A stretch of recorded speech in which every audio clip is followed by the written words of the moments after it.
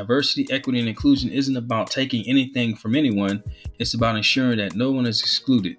And here's the truth that often gets ignored. Diversity, equity, and inclusion benefits everyone, including white Americans. A diverse economy is a strong economy. Research shows that businesses and industries that embrace diversity grow faster, create more jobs, and generates more wealth, helping our communities thrive.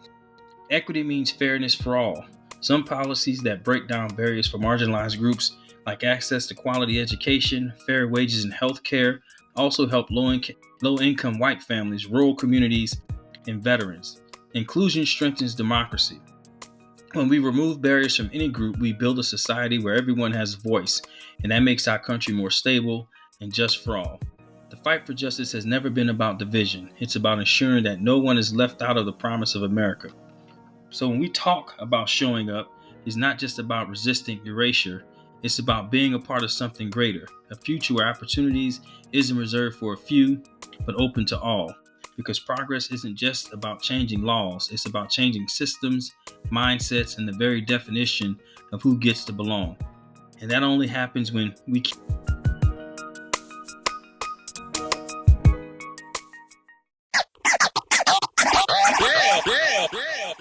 We're living through a metaphoric civil war, not one fought with weapons, but with ideologies. On one side, the agenda of the president, on the other, the agenda of the Constitution. The real question is, which one truly serves the people? Because when leadership and law start pulling in opposite directions, who pays the price? Justice and equality have never been freely given. They've always been fought for, and today the fight continues, not just in the courts or in the streets, but in the minds and hearts of the people. We find ourselves at a crossroad where silence is complicity and action is a necessity. Welcome to a special edition episode of the Just Keep Showing Up podcast. Today I want to speak directly to those who stand for justice and equality, to those who feel the weight of what's happening in our country right now. It seems like every day there's another attempt to erase, distort, or silence the truth about American history, especially the history of African Americans. Banning books, restricting how systematic racism is taught, and acting as if acknowledging the past is somehow a threat to the present. It's frustrating, it's painful.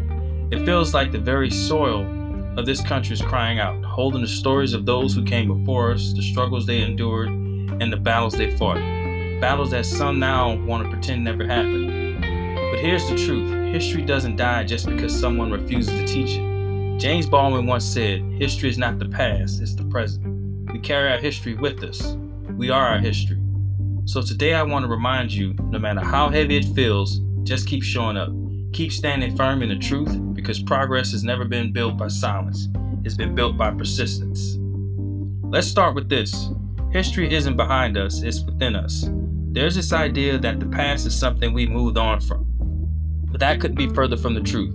The systems we live under today, whether it's in housing, education, or criminal justice, were all shaped by decisions made decades ago, even centuries ago. Think about the Tulsa race massacre. That was hidden from history books for generations, not because it wasn't significant, but because acknowledging it would mean confronting hard truths about racial violence in America. What about redlining, a practice that denied Black families the right to buy homes in certain areas? This wasn't just a long time ago, and impacts still show up in the wealth gap today. And now we're watching a similar pattern unfold. History is being censored, and the truth is being labeled as divisive. The reality is, erasing the past doesn't heal us, it harms us. When we forget history, we repeat its harms. Perhaps that's the desire of some. The fight for justice is rooted in remembering. Power comes from speaking the names, the events, and the truths that some want buried. That's why I want to talk about consistency. Movements for justice aren't built in one grand movement. They're built by people who show up again and again, even when the spotlight fades.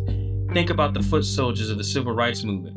Not just the Dr. Kings and the Rosa Parks, but the thousands of ordinary people who marched, wrote letters, boycotted buses, and stood in line to vote, despite the threats.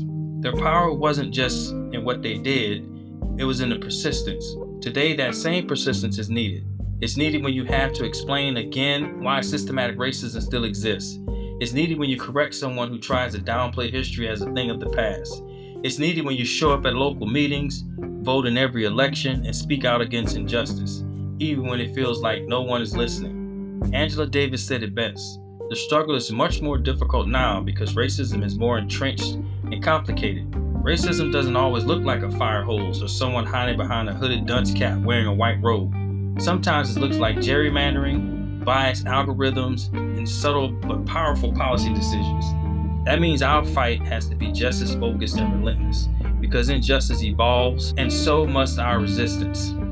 So when you feel tired, when you wonder if your small acts of resistance matter, remember, progress is built by those who refuse to stop. And that's why diversity, equity, and inclusion matter now more than ever. Justice isn't just about fighting against what's wrong. It's about building something better. It's about creating a world where fairness isn't a privilege but a right. Diversity brings together different perspectives, strengthens our communities, businesses, and institutions. Equity ensures that opportunities isn't reserved for the few, but accessible to all based on need, not privilege. Inclusion makes sure that once people arrive at the table, their voices are heard and valued. Right now, there's a coordinated effort to roll back diversity, equity, and inclusion initiatives, claiming they are unnecessary, divisive, or unfair. Diversity, equity, and inclusion isn't about taking anything from anyone, it's about ensuring that no one is excluded. But here's the truth that often gets ignored. Diversity, equity, and inclusion benefits everyone, including white Americans. A diverse economy is a strong economy. Research shows that businesses and industries that embrace diversity grow faster, create more jobs, and generate more wealth, helping our communities thrive. Equity means fairness for all. Some policies that break down barriers for marginalized groups, like access to quality education, fair wages, and health care, also help low-income white families, rural communities, and veterans. Inclusion strengthens democracy. When we remove barriers from any group, we build a society where everyone has a voice, and that makes our country more stable and just for all. The fight for justice has never been about division. It's about ensuring that no one is left out of the promise of America. So when we talk about showing up, it's not just about resisting erasure. It's about being a part of something greater, a future where opportunities isn't reserved for a few, but open to all. Because progress isn't just about changing laws, it's about changing systems, mindsets, and the very definition of who gets to belong. And that only happens when we keep showing up. Here's the thing, your voice matters more than you think. One of the greatest weapons of injustice is silence. Erasure happens when we stop talking about what's real, when people stop telling their stories, when the truth becomes too uncomfortable to repeat. But history lives through those who remember. So how can you show up? Speak up when you hear misinformation. Educate yourself and others. Read banned books. Learn the stories that history classes ignore. Support marginalized voices. Amplify those doing the work on the ground, whether they're activists, educators, or community leaders. Vote. Every time you need to vote. Local elections shape the policies that impact our schools, our neighborhoods, and our future. You don't have to be a public figure to make a difference. Justice moves forward when everyday people make extraordinary choices. So I challenge you to ask yourself, how can I show up today? Not just when there's a protest or a viral movement, but in the quiet, consistent ways that push the needle forward. We're not fighting for justice just for ourselves. We fight for those who came before us and those who will come after us. So here's your challenge, my challenge, and our challenge. Think of one way you can show up for justice this week. Maybe it's by sharing a story about a historical figure that inspires you. Maybe it's having a hard conversation with a friend or a family member about systematic racism. Maybe it's by having a hard conversation with someone who doesn't understand why this fight still matters. And if you're not into contact sports, maybe it's donating your resources to an organization that's doing the work. Simply standing firm in your beliefs, even when it feels like the world's trying to shake you, is showing up too. Whatever it is, I encourage you to just keep showing up. I'll leave you with this. History is crying out from the soil, not for us to mourn, but to move. The past isn't begging us to look back in sadness. It's pushing us forward, demanding that we carry its lessons into the future. So let's keep moving, let's keep speaking, let's keep showing up, because the fight for justice and equality doesn't belong to one moment. It belongs to all of us in every moment. Thank you for being here, and thank you for standing firm.